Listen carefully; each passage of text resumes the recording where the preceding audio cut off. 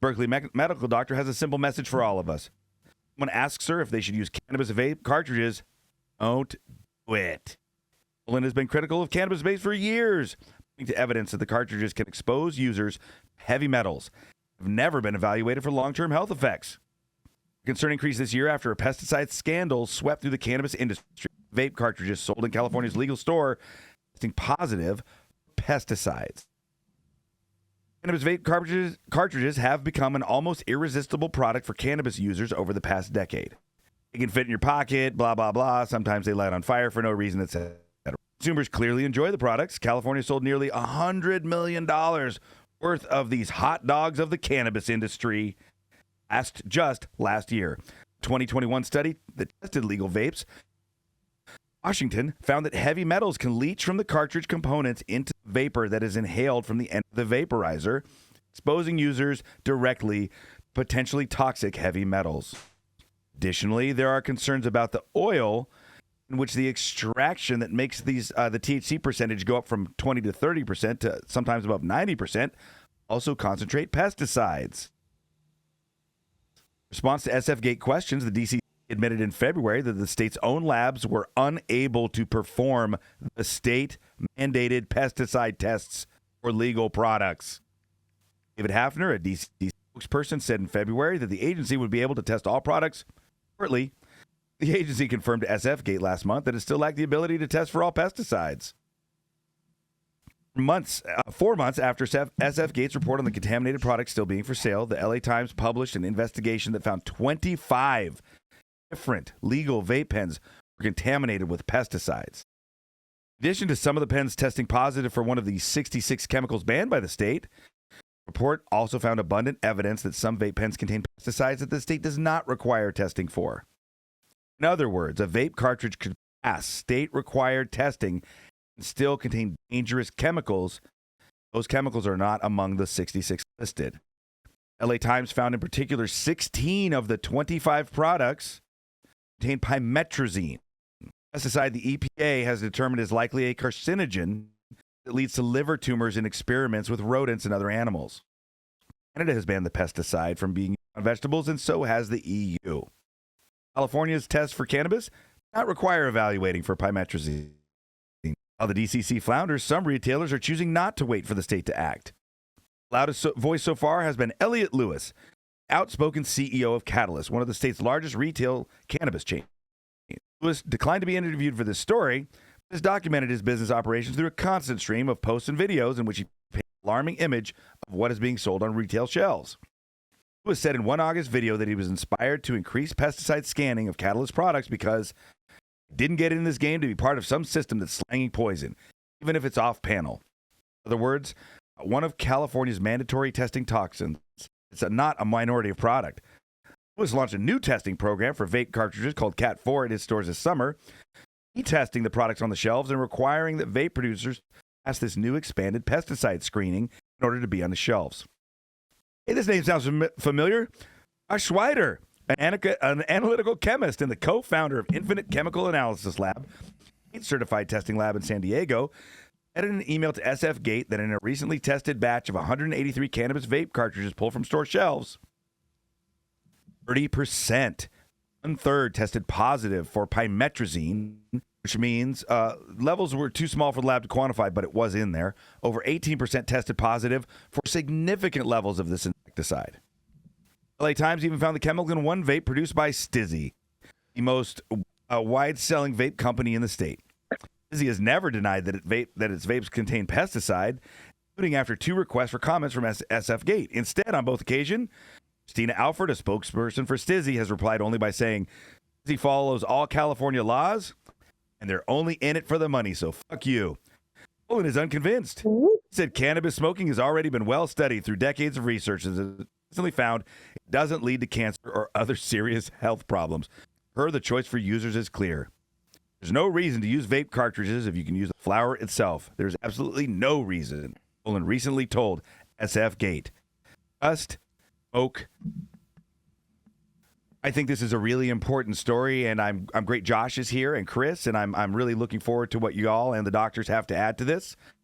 For myself, Mathieu St. Germain, I find when I smoke vapes, I tend to an ungrounded and more anxiety-ridden high. And I also find that ease of use leads to me smoking a lot more than I normally would I have to roll up a joint or find a bong or a pipe. That being said, take it away, panel. This is St. Germain for the High 9 News on a Friday. Definitely a lot to unpack in there. Yes. And Josh, you were mentioned in this article, and I would encourage everyone also to check out your episode on Catalyst TV, where you go into a deep detail with this with Mr. Elliot Lewis on that, and so do want to encourage everyone to check that episode out as well. Definitely. When we even look at this or talk about this, the 66 pesticides regulated in California doesn't mean they're legally to be used either. I think everyone should understand that. You can't apply any of those 66 pesticides to cannabis. Mm-hmm. You just have a checking and an action level that they're qualifying it for. It doesn't mean the application is allowed. Years ago, I've been talking with this for a long time, running expanded screens to see if people just veered away from the 66 pesticides being tested, and lo and behold, they have. So what we did is we have a panel of about 350 pesticides. We'll keep continuing it to 625s here soon, and screening shelves to see what the problem is. Like that pymetrazine thing, that's a shiny object in the sky to such high concentration. So out of that, I mean, the 100 or LOQ or below, and then 100 parts per billion is 24% of the whole shelf, and then 18.3%, I believe, was over 1 part per million. That's kind of like an application basis in a concentrate. That means it was applied to cannabis at some time during the lifetime of it. It's been a whirlwind of people denying it. It's like a acceptance of it, and then admitting they're using it now. It seems like it's heavily in the supply around California. There are other pesticides too. I mean, the current study, the list now be identified. It keeps growing, the current study, but it's hundreds and hundreds of samples. We have about 54 pesticides detected off list in California, not just the 66, ranging from concentrations of 10 parts per billion to, I think the highest pesticide concentration thus found so far is 126 parts per million.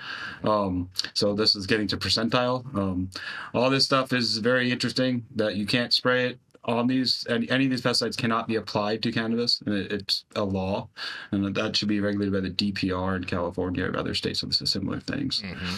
But that's as far as the California extended pesticide. Josh, do you know what it's approved for? Like, is it approved for other agricultural crops in California, which is what's bringing it in to Cali, and there's just a supply of it? So they're like, oh, we got chewers and we got bugs, so we're going to spray this. Well, yeah, that's where you get a lot of this too could be from spray over from other farms that are producing other crops, right?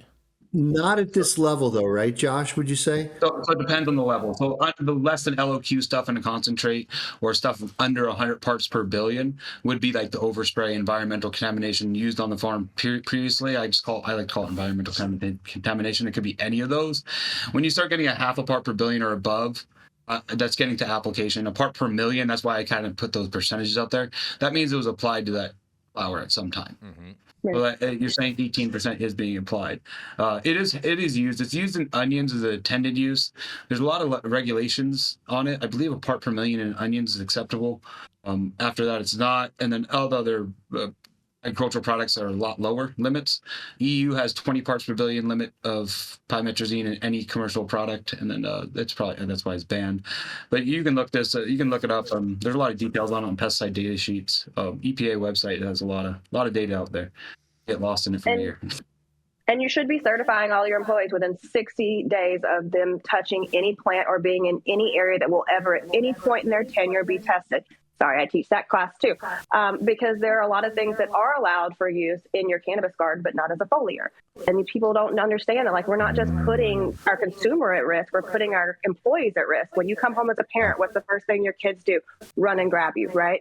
That cute little baby is grabbing all that spray over everything that you just applied that day at work, or everything that you've brushed up against. Like, we need to be more conscious. You need to make sure you're mitigating soil if you're going to grow in native soil.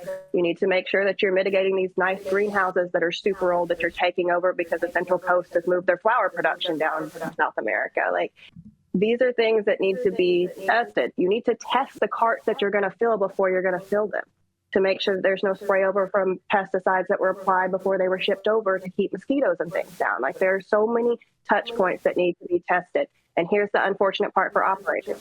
yes, you're in a place where you're supposed to be providing safe product to consumers. That means these are going to get expensive for testing to you. And also, labs are only going to test for what you tell them to test for, and that's unfortunate. That is the way it is when operators are looking at it and they just don't want to know, because they do have to pay for every test, which sucks because the lab has to pay for every test. So if you're truly here to produce something that is safe and effective for your consumers, then you're going to have to pay a little bit more and you're going to have to eat that bottom line a little bit. Not all operators only test what they're paid to test. Some don't, and that'd be like me. I do a lot of extensive testing on the back end. I probably paid more money out of my own personal pocket to prove, not prove these points, to show a flaw in a system, and hopefully it can get corrected. Do you have any? Chris does it as well. Yeah. Do you have any thoughts on this, Chris, or anything you'd like to add on this?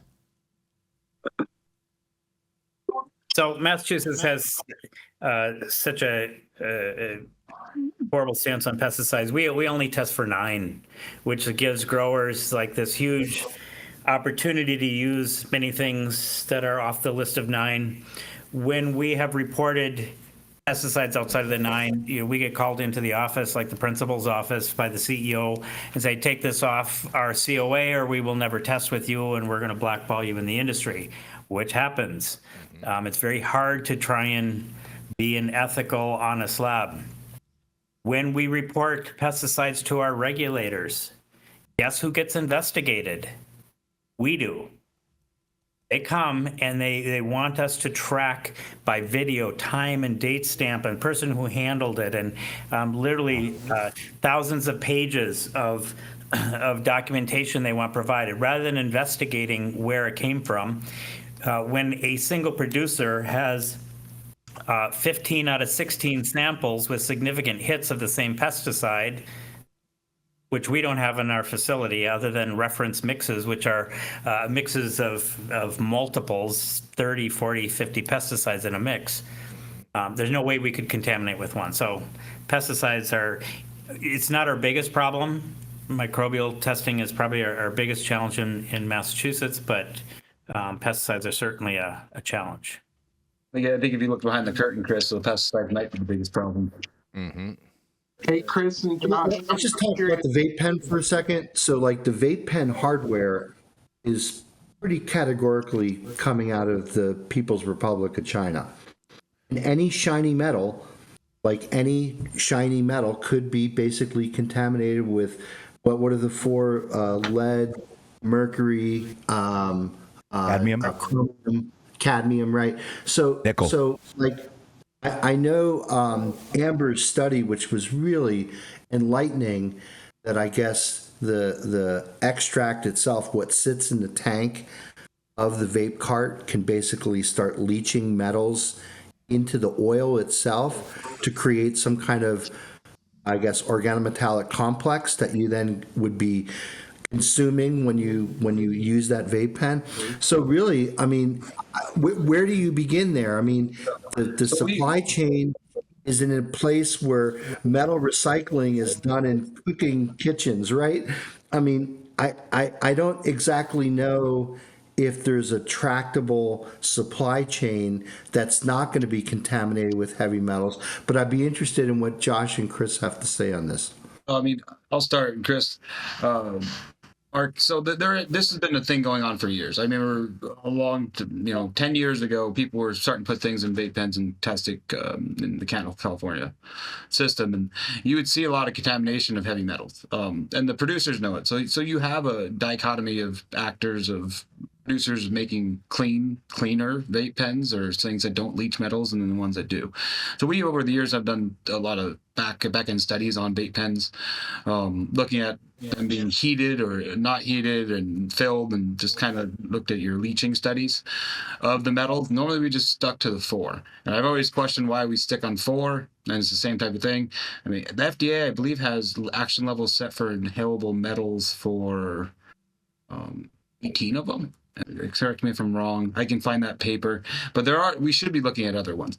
But over the years, we have seen the vape carts, at least in the state of California,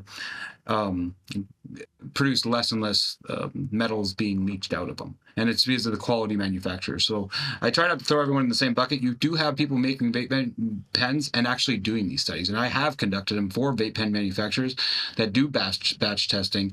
We fill it with oil, known, pre-test oil, look for metals, fill it, eat it really hot, let it sit there for a month, 2 months, test it again, see if we're getting any leaching metals out of it. We've had stuff where we will get it igniting and smoking and then do the same, or vaping and same thing, and test the bulk oil. We've done studies with the vaporizer, iron lungs, and catching the vapor coming through and checking for metal analysis as well. So there is again, the story kind of sums it up one way, but I believe there are people doing it right out there. But at the same time, you will still find vape pens out there that are just leaching metals. And the old game in the testing world used to be, I'll fill the vape pens, you come over 2 hours later, pick up vape pen, test. You only have 1 day to test. If not, don't test for me. Because they know what's happening after a week or a month that it would actually fail for testing. That's a lot. That's like 8 years ago this used to happen. Yeah. Guess we shouldn't have removed all those tariffs on China. Yeah, it seems to me that sampling is the elephant in the room. If when it comes to vape pens or even flower, plant sampling method is not addressed. And, we've seen variants, at least with THC content, and maybe even with pesticides and others, of 25, 50% on the same plant. So how much do you guys think sampling is an issue? Sampling is a major issue. You should sample on the final product. And then it should be taken off shelf. There should be checks off shelf. I mean, I understand with the plant, you can go find the worst bud and the best bud, but have you ever done that study looking at THC numbers on packaged product? As in, like, I've done this, and I've conducted my own studies. The Beard Bros wrote a 3-part series about this when California did the THC potency and method. And we've tested product where we took the product from a licensed manufacturer and actually sampled it properly. 3 months later, we went and found at 5 different locations flour on the shelf, bought a package of it in 8, since you don't buy one bed, homogenized each package, and they all show less than 4% deviation. So, I mean, I've done this multiple times. So, I don't understand. I understand the argument. It's the counter argument that gets made when people are making excuses to why their numbers are varying so much. That's just my opinion. Well, could it also be part of the fact that some of your competition is allowing people to send in through the mail their compliant samples instead of actually adhering to that chain of custody? In California, I mean, there's a lot of things going on in California that are. I know. Some of them I can't comment on because there's lawsuits. I'm going to ask about them. It's kind of my job, so I'm going to ask about them anyway. Fair enough. We are going way over time, you guys. This is great having you guys wealth and knowledge, Chris and John. We really appreciate having you guys here, and thank you, Dr. Mark, for arranging all of this this morning. And we're going to go to a commercial, and we are going to be right back.